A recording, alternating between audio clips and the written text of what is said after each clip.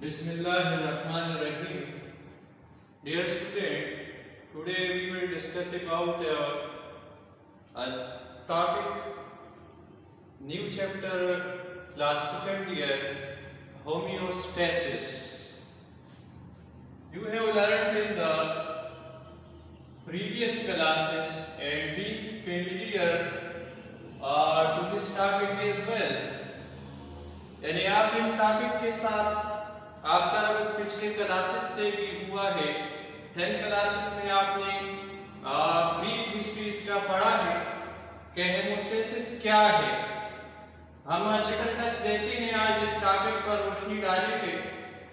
Haemostasis हमारे पास एक ऐसा अमल है जिसके जरिए जानदार अजसाम जितने भी लिविंग ऑर्गेनिज्म है इस अमल के जरिए अपने जिस्म की अंदरूनी जो इंटरनल एनवायरनमेंट हम इसे कहते हैं, अपने इंटरनल एनवायरनमेंट को एक्सटर्नल एनवायरनमेंट में जितने भी फ्लक्चुएट्स पाए जाते हैं, जितने भी फ्लक्चुएशन पाए जाते हैं, उनके साथ मेंटेन करता है ताकि अपनी जिस्म की नॉर्मल फंक्शनिंग जो है वो जारी रख सके। यहाँ फ्लक्चुएशन से मुराद क्या है? तो fluctuation is a term which means in simple English any change regarding on in any environment, any stimulus। यानी हेमोस्टेसिस के बारे में अगर हम डिटेल के साथ पढ़े तो स्टार्ट में हम पढ़ते हैं कि होमियोस्टेसिस जो है दो लफ्जों से मिलकर बना है। कितने लफ्जों से? दो लफ्जों से मिलकर बना। Mean it is a combination of two words. पहला वर्ड जो है हमारे पास हो, इसे सिंपल उर्दू में आप कहते हैं घर, और स्टेसिस का जो मतलब है homeostasis, stasis mean to regulate और टू मेंटेन, रेगुलेट और टू मेंटेन। सो नाम से जाहिर होता है कि ये आपके पास मेंटेनेंस का काम करते हैं। सिंपल में अगर हम आपको बताते चले कि घर जिस तरह भी होता है, आप जहां पर भी रहते हैं, बसते हैं, घर में बसते हैं, तो जरूरी बात है कि आप वक्त के साथ साथ इसमें मेंटेनेंस करते हैं, इसको रेगुलेट करते हैं, इसमें जो खराबियां होती हैं वो दूर करते हैं। इसी तरह एक लिविंग ऑर्गेनिज्म जो है, एक लिविंग बॉडी जो है, इसमें मुख्तलिफ किस्म के चेंजेस आते हैं। उस चेंजेस के मुताबिक आपका जिस्म मुख्तलिफ सेल्स रिस्पांस देता है। इसी रिस्पांस के जरिए आपकी इंटरनल एनवायरनमेंट में पाई जाने वाली वो तमाम चेंजेस जो है वो रेगुलेट हो जाते हैं और आपका जिस्म नॉर्मल फंक्शनिंग का काबिल हो जाता है। So how we define the terms homeostasis? Simple definition इसका मैं आपको बता दूं, कई definition इसकी मौजूद है, लेकिन जो सिंपल और सादा तरीन definition है homeostasis का वो ये है, it is the ability of a body, homeostasis as the ability of a body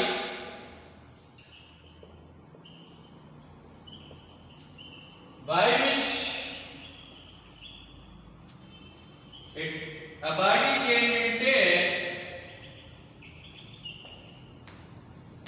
its internal environment। कौन सी environment? its internal environment। किस चीज से कंट्रास्ट में लेते हैं? it is the ability of a body by which a body can maintain its internal environment constant। किस चीज के साथ कांस्टेंट रखता है? External environment. तो एक्सटर्नल एनवायरनमेंट में क्या है? एक्सटर्नल एनवायरनमेंट के मुताबिक अपनी जिस्म को, जिस्म की अंदरूनी एनवायरनमेंट को हम किस तरह मेंटेन रखेंगे? सो इट मीन फ्लक्चुएशन। किस चीज का जिक्र है? फ्लक्चुएशन। जिस तरह हमने बताया फ्लक्चुएशन क्या है? चेंज को आप कहते हैं, स्टिमुलस को कहते हैं। Fluctuation or harm of external environment. ठीक है, तो ये आपके पास सिंपल डिफिनीशन है। ये आपके पास एक स्टेट है। होमोस्टेसिस क्या है? ये आपके पास एक स्टेट है। कौन सा स्टेट है? State of physical, state of chemical condition. Physical condition, chemical condition हो, एक्सटर्नल एनवायरनमेंट में जो भी चेंजेस आते हैं वो तो जरूरी बात है आपके इंटरनल एनवायरनमेंट को जरूर हार्म करेगा, जरूर फ्लक्चुएट्स आती हैं, जरूर चेंजेस आती हैं एक्सटर्नल एनवायरनमेंट में। वो क्या है? आखिर वो स्टिमुलस क्या है एक्सटर्नल एनवायरनमेंट में जो आपके इंटरनल एनवायरनमेंट को हार्म देता है, चेंज करता है? तो हम इसके बारे में पढ़ेंगे। सेकंड सब टॉपिक है इसमें आपके पास कंपोनेंट्स। Components of homeostasis. आखिर होमियोस्टेसिस की जो कंपोनेंट्स है वो क्या है? ये आपके पास शॉर्ट क्वेश्चन में भी आ जाता है। आप इसे के लिखते SQ, short question, very important short question. What is the component of homeostasis? Homeostasis के कंपोनेंट्स क्या है? जिस तरह हमने पढ़ा एक्सटर्नल एनवायरनमेंट्स की फ्लक्चुएट के बारे में, चेंज के बारे में, स्टिमुलस के बारे में, वो क्या है? तो आप बगौर जायजा लें कंपोनेंट का। पहला जो कंपोनेंट है आपके जिस्म को जो मुतासिर करता है वो चेंज है हीट। हीट और temperature is a basic component for homeostasis. दूसरा जो कंपोनेंट है हमारे पास तो वो है वेस्ट मटेरियल। और तीसरा जो कंपोनेंट है हमारे पास वो है वाटर एंड सॉल्यूट। ये तीन ऐसे कंपोनेंट हैं जो आपके इंटरनल एनवायरनमेंट को डैमेज करते हैं, आपके इंटरनल एनवायरनमेंट को कम से कम मुतासिर करते हैं। हीट और टेम्परेचर, सेकंड वेस्ट मटेरियल्स और थर्ड वाटर एंड सॉल्यूट। अब देखते हैं कि हमारे पास ये जो कंपोनेंट आती है एक्सटर्नल एनवायरनमेंट से, तो यही कंपोनेंट हमारे इंटरनल एनवायरनमेंट को किस तरह मुतासिर करते हैं, या हेमोस्टेसिस किस तरह इस एक्सटर्नल एनवायरनमेंट की जो कंपोनेंट्स है इसके खिलाफ किस तरह रिएक्शन देता है, आपके नॉर्मल बॉडी, नॉर्मल एनवायरनमेंट को किस तरह ये आपके पास मेंटेन रखता है। तो इसके लिए हेमोस्टेसिस की तीन मैकेनिज्म है। There are some mechanisms of homeostasis।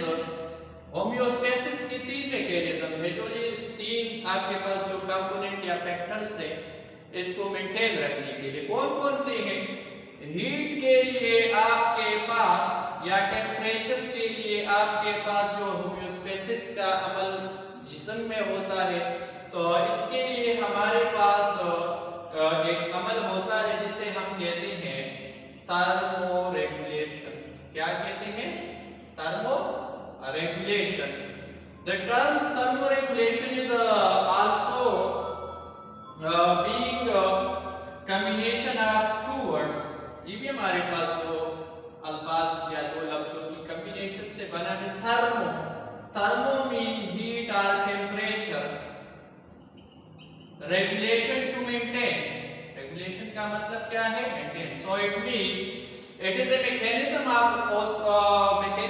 homeostasis by which our body can maintain the internal environment constant with the external environment। The extremism of temperature, external environment में टेम्परेचर ज्यादा हो जाता है, बहरहाल फिर भी आपकी इंटरनल एनवायरनमेंट, आपकी जिस्म की जो सेल्सियस स्केल पर आपकी नॉर्मल मेंटेनेंस है बॉडी का 37 डिग्री सेंटीग्रेड को फिर भी रेगुलेट रखता है। क्यों रेगुलेट रखता है? इसकी कौन सी वजह है? तो भाई इसकी वजह ये है कि आपकी जिस्म में एक हेमोस्टेसिस का अमल होता है।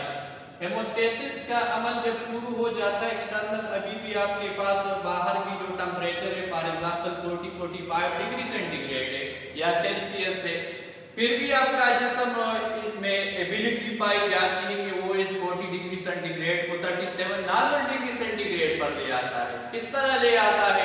That is due to a step और मैकेनिज्म ऑफ होम्योस्टेसिस। कौन सा? थर्मोरेगुलेशन है। ठीक है। तो दूसरा जो हमारे पास वेस्ट मटेरियल है, वेस्ट मटेरियल कहाँ से आते हैं हमारे जिस्म में, ये भी कोई मुश्किल बात नहीं है। वेस्ट मटेरियल हमारे पास आते हैं, हम जो खुराक इस्तेमाल करते हैं, कंप्लीटली मेटाबोलाइज हो जाता है हमारे जिस्म में, डाइजेस्ट हो जाता है।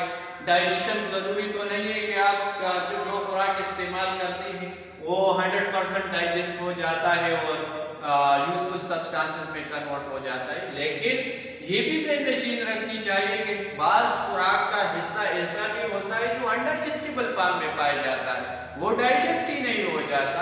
तो वो अनडाइजेस्टेड फूड जो है वेस्ट मटेरियल की शक्ल में जमा हो जाता है जिस्म में।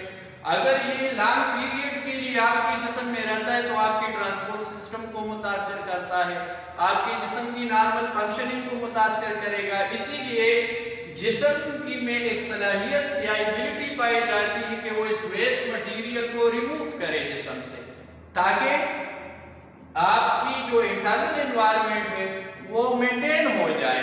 इसीलिए हमारे पास ये वेस्ट मटेरियल के रिमूवल के लिए जो दूसरा मैकेनिज्म है, वही मैकेनिज्म जो इस्तेमाल होता है, इस अमल को हम कहते हैं एक्सक्रीशन। कौन सा अमल कहते हैं? एक्सक्रीशन कहते हैं। एक्सक्रीशन आपके लिए कौन सी जो कंपोनेंट है हेमोस्टेसिस जिसके लिए इस्तेमाल होती है? तो एक्सक्रीशन कंपोनेंट नंबर सेकंड हमारे पास जो है वेस्ट मटेरियल, इसके लिए इस्तेमाल होती है ये प्रोसेस। एक्सक्रीशन कौन सी फैक्टर के लिए, कौन सी कंपोनेंट के लिए आपके पास? वेस्ट मटेरियल मेंटेन रखने के लिए। So what is excretion? Excretion को जब हम डिफाइन करते हैं, it is a process or ability of a body, it is a process or ability of a body by which we get rid of from waste material। किस चीज? from waste material। एक ऐसा अमल जिसके जरिए एक जिस्म खराब या फासिद मादों से छुटकारा हासिल करता है। ठीक है, तो इसको हम कहते हैं एक्सक्रीशन का प्रोसेस। ठीक है। थर्ड नंबर पे हम आते हैं वाटर और सॉल्यूट। जिस तरह आपने पढ़ा है, वाटर हमारे पास एक ऐसा फ्लूइड या ऐसा लिक्विड मीडियम है जो तमाम जानदारों के लिए जरूरी होता है, लेकिन सॉल्यूट की जब हम बात करते हैं, सॉल्यूट मुख्तलिफ किस्म के पाए जाते हैं इंसानी जिस्म में। भी खुराक के जरिए इंसान के जिस्म में दाखिल होते हैं या किसी जानदार के जिस्म में सॉल्यूट लेवल पाया जाता है, आयन की शक्ल में पाया जाता है, साल्ट की शक्ल में ये पाया जाता है। तो यही सॉल्यूट और वाटर भी इंटरनल एनवायरनमेंट को हम मेंटेन करते हैं, एक्सटर्नल एनवायरनमेंट्स के जरिए इसको भी मेंटेन करना पड़ता है किसी भी जिस्म को। इसके लिए जो प्रोसेस इस्तेमाल होता है वाटर और सॉल्यूट के लिए होमोस्टेसिस में, तो इसे हम कहते हैं नंबर कौन सा फैक्टर है? थर्ड नंबर फैक्टर है। इसे कहते हैं ओस्मो रेगुलेशन। क्या कहते हैं? ओस्मो रेगुलेशन हम इसे कहते हैं। Osmo regulation. ओस्मो रेगुलेशन क्या है? Osmo regulation is a process which is used to maintain the water and solute level constant in their body। किसी भी जिस्म में पानी और सॉल्यूट की मिकदार को मेंटेन रखने के लिए जो अमल होता है, इस अमल को हम कहते हैं ओस्मो रेगुलेशन प्रोसेस। भाई आज का जो टॉपिक है इसमें आपने होमोस्टेसिस के बारे में पढ़ा, होमोस्टेसिस की एब्रिविएशन के बारे में पढ़ा, होमोस्टेसिस की डिफिनीशन के बारे में पढ़ा, होमोस्टेसिस की जो बेसिक कंपोनेंट है इसके बारे में आपने पढ़ा, और होमोस्टेसिस की जो मैकेनिज्म है, जो प्रोसेस है, इसके बारे में भी आपने पढ़ा। उम्मीद है कि इंशाल्लाह कोई मसला इस टॉपिक में नहीं होगा। बहरहाल फिर भी इंशाल्लाह हम नेक्स्ट टॉपिक जब इसे हम प्रोसीड करेंगे, इस टॉपिक के जो मुख्तलिफ हिस्से हैं, फैक्ट बेस्ड है इसके, या पॉजिटिव फीडबैक है, नेगेटिव फीडबैक है, रिस्पांस है, या और इसकी जो सब टॉपिक्स है इंशाल्लाह कल डिटेल के साथ हम इस पर रोशनी डालेंगे। कल तक के लिए इजाजत दीजिए। अल्लाह हाफिज।